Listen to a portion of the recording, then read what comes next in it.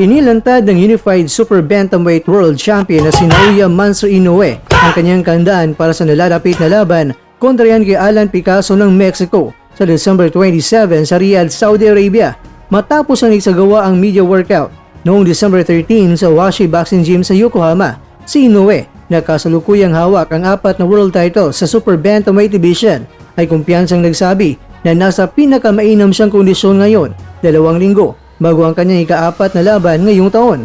Mental at physical, sobrang ayos ang pakiramdam ko. Hindi ako makapaghintay sa laban, payag ni Inoue bilang patunay ng kanyang kahandaan. Nagpakitang gila si Inoue sa isang round na magaan na sparring kasama ang kanyang kapatid na si Takuma Inoue, ang kasalukuyang WBC Bantamweight World Champion.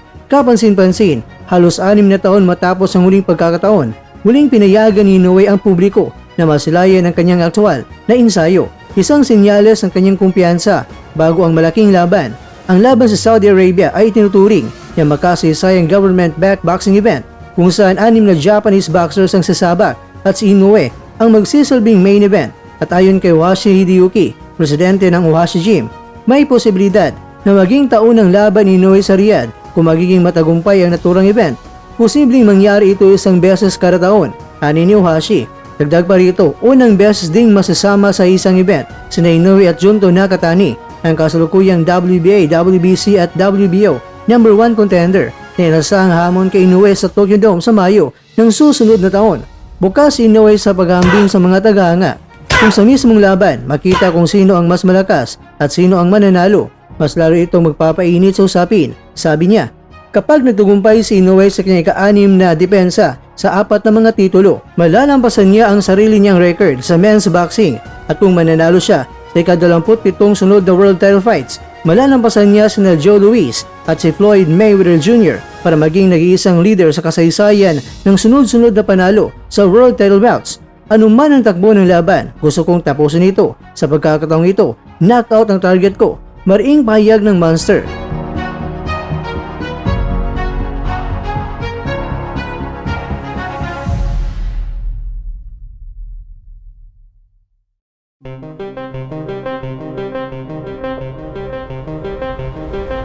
Mga kakwento, si Inoue ay may bagong disenyo ng sapatos, may bagong kulay ng buhok at sa laban kontra kay Picasso, magsusuot si Inoue ng bagong Mizuno boxing shoes na Wave Monster na ilalabas sa merkado sa Enero. 3 taon itong binuo at unang ginamit ni Inoue noong laban niya kay Luis Neri.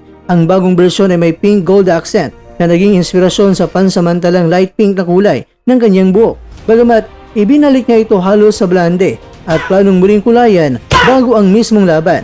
Handang-handa na ang Monster na muling patunayan kung bakit siya ang itinuturing na isa sa pinakamahusay na boksingero sa buong mundo.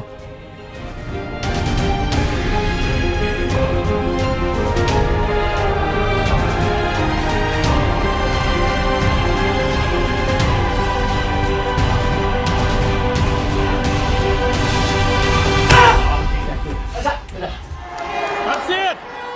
Good, let's run! Yo!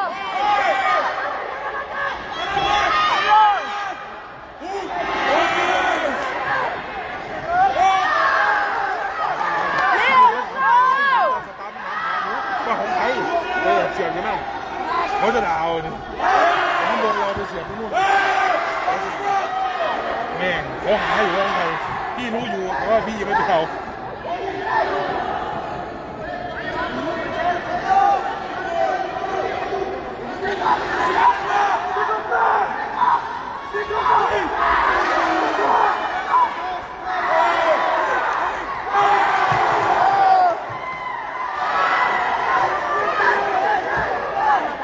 เขาถามหาไม่ได้นะครับนี่ก็นิ่งอยู่เลย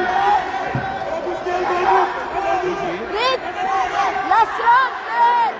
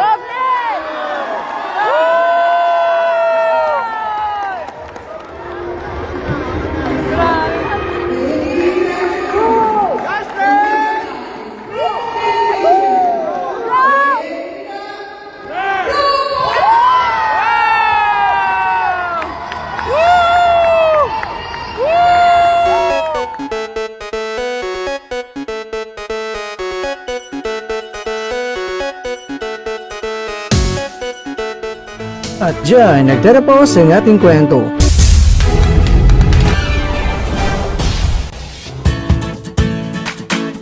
Maraming salamat mga kakwento sa inyong panonood. Pero baka naman mga kakwento ay nagustuhan niyo po ang kwento natin ngayon. Baka pwede niyo po akong mabigyan dyan ng like, subscribe at pa-click na rin sa bell button.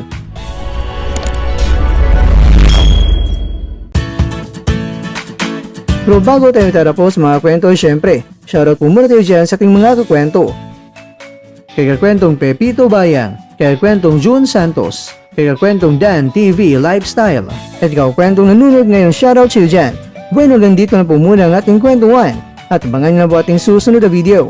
At dito na po yan sa isang channel na kung saan maaring ito'y mga kwentong di pa na kwento sa inyo.